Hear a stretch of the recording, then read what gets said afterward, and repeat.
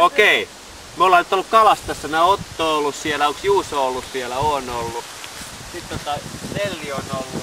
Ja Nelli muuten sai jännän kalan. Kiisken. Sen nimi on kiiski. Ja se on muuten kummallinen veijari. Tämä. Koitas Juuso painaa tosta noin. Joo, en. Miltä se tuntuu? Piikikkäältä. Sattuu niin julmasti. Se on kiiski. Suolistus tapahtuu seuraavalla tavalla. Otetaan abborre, ahven. Otetaan hyvä ote, vaikka näin. Peukku tuolta suusta. Peukku tulee suusta. Sitten otetaan tämmöiset hyvät fiskarisen sakset, missä on tuonne sahalaita. Tämä työnnetään tämän kalan aanukseen tuosta kohdasta ja tökätään.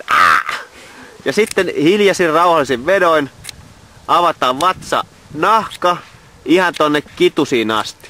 Näin. Pannaan veitsi tänne näin. Vasemmalle jalalle. Sitten kurkataan mitä se on syönyt. Hyvä. Siellä on maksa, siellä on munuainen, siellä on sydän, uimarakko, lapamato ja kaikkea muuta krääsää. Sitten tää suoli, kunnon kalastajat syövät sen suolen näin.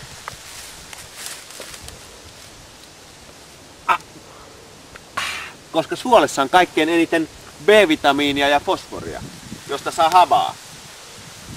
Kokeile. Niin hitto, tuota valuutta on hirveet kalamassa. No niin. Ja näin tää on valmis. Sitten pannaan suolaa ja syödään.